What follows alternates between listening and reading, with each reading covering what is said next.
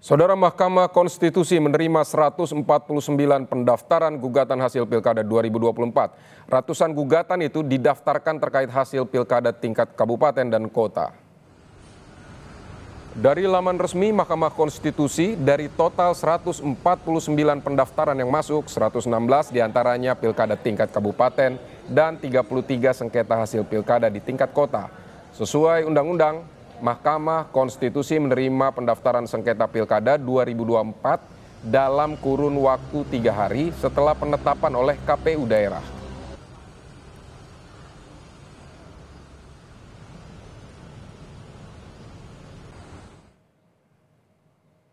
Saudara, jurnalis Kompas TV Asri Gunawan telah bersiap di Gedung Mahkamah Konstitusi Jakarta. Asri, apakah tim hukum RK Suswono dan Darmakun sudah mendaftarkan gugatannya hari ini?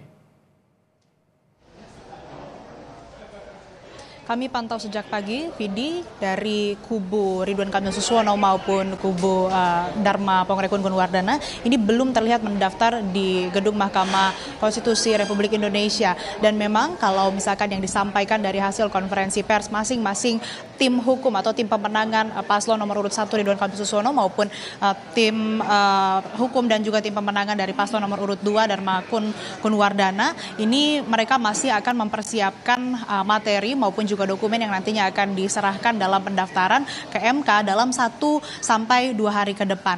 Dan kami juga mengecek di website resmi MKRI, Vidi dan saudara, seperti yang tadi Anda sebutkan juga, di website tersebut pendaftaran sengketa maupun juga permohonan perkara Pilkada serentak tahun 2024 ini untuk pemilihan gubernur belum ada yang mendaftar atau 0.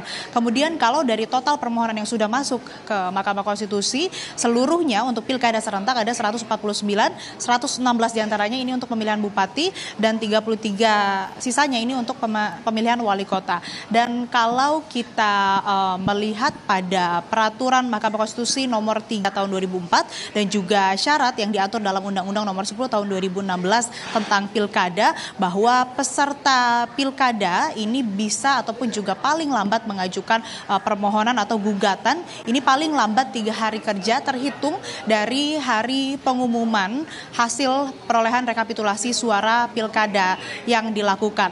Kemudian kalau kita lihat juga dari masing-masing tim pemenangan maupun tim hukum paslon menyebutkan punya masing-masing faktor ataupun juga pertimbangan yang menjadi keberatan, akhirnya mereka memutuskan untuk mengajukan atau mendaftarkan gugatan ke MK. Kalau dari kubu Ridwan Kamil Suswono atau paslon nomor urut 1, tim pemenangannya menjelaskan bahwa ada dugaan kecurangan di TPS, kemudian juga ada dugaan distribusi formulir C pemberitahuan atau C6 yang dinilai tidak merata, sehingga para pemilih ini tidak diberitahu ataupun juga tidak mendapatkan haknya untuk kemudian bisa disosialisasikan, begitu mendapatkan sosialisasi untuk kemudian bisa mencoblos. Ini kalau dari kubu RK sendiri mengaku sudah mencoba untuk melaporkan ke Bawaslu namun belum ada tindak lanjut, dan ini yang menjadi salah satu atau salah 2 poin dari gugatan yang akan disampaikan ke MK. Kalau dari tim pemenangan atau tim hukum pasangan calon nomor urut 2 Dharma Pongrekun Gunwardana sebetulnya tidak jauh berbeda dengan RK Suswono. Ia pun menyebutkan bahwa tadi soal formulir C6 yang dinilai tidak merata ini yang akan kemudian salah satunya dimasukkan ke dalam gugatan yang akan didaftarkan ke MK begitu. Nah, nantinya memang saat pendaftaran Vidi dan saudara ini harus melengkapi beberapa dokumen dan juga persyaratan untuk kemudian nanti bisa diterima oleh MK, dan nanti pun kalau ada kalau ada kekurangan atau ketidaklengkapan dari dokumen dan persyaratan nantinya juga perlu diperbaiki oleh masing-masing paslon. Kalau kita lihat dari hasil pengumuman kemarin dilakukan hari Minggu, artinya 3 hari kerja dari pengumuman, ini paling lambat hari Rabu. Kami juga media yang memantau di gedung MK masih menunggu, tadi kabarnya akan dilakukan hari ini begitu kalau dari paslon nomor urut 1 Ridwan Kamil Suswono. Tapi sampai saat ini kami belum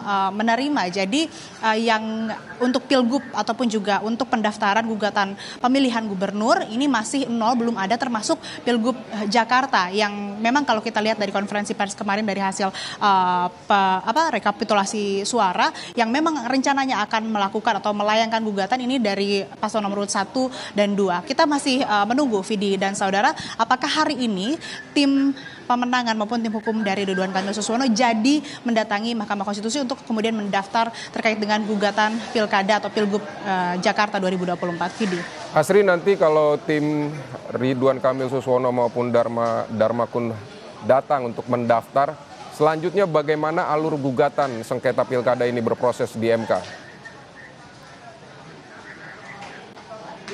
Ya, tadi juga dijelaskan oleh Ketua Mahkamah Konstitusi Soehartoyo bahwa ada sejumlah rangkaian yang akan dilalui oleh masing-masing peserta pilkada kalau kemudian melakukan gugatan.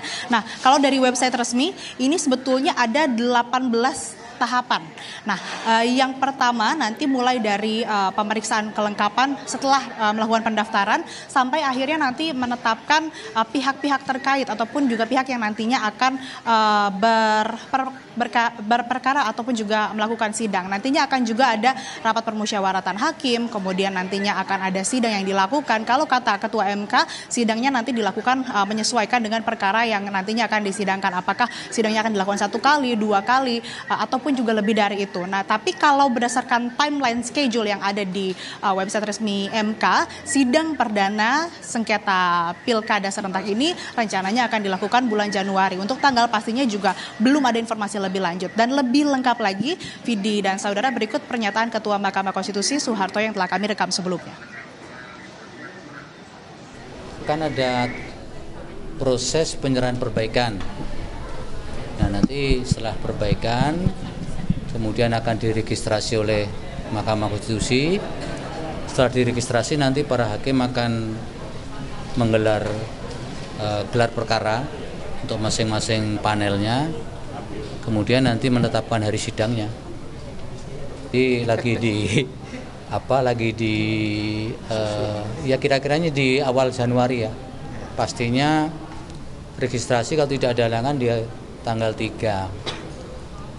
Nah, selebihnya kan ada sekuen waktu 4 hari, selambat-lambatnya harus sudah sidang pertama. Nah, kalau pasti tanggal 3 ya setelah 4 hari kemudian atau 3 hari, karena selambat-lambatnya bisa 1 hari, bisa 2 hari, tapi ada hukum acara yang pemanggilan itu harus 3 hari kerja kan, yaitu yang kemudian tidak boleh kurang dari 3 hari, itu harus sudah dipanggil para pihaknya. Mahkamah Konstitusi akan memutuskan hasil atau memutuskan perkara perselisihan sengketa hasil pemilihan paling lama 45 hari kerja. Dan kalau kita lihat dari timeline yang ada di website, ini untuk sidang pengucapan putusan berkisar ataupun juga di antara tanggal 30 Januari sampai dengan 13 Februari 2025. Dan tahap akhirnya sekali, Vidi dan saudara, ini penyerahan atau penyampaian salinan putusan ketetapan. Ini akan rencananya dilakukan berkisar antara tanggal 24 Februari 2025 sampai dengan tanggal 13 Maret 2025. Kembali ke Anda, Vidi. Baik, Asri Gunawan di Gedung Mahkamah Konstitusi. Terima kasih untuk laporan Anda.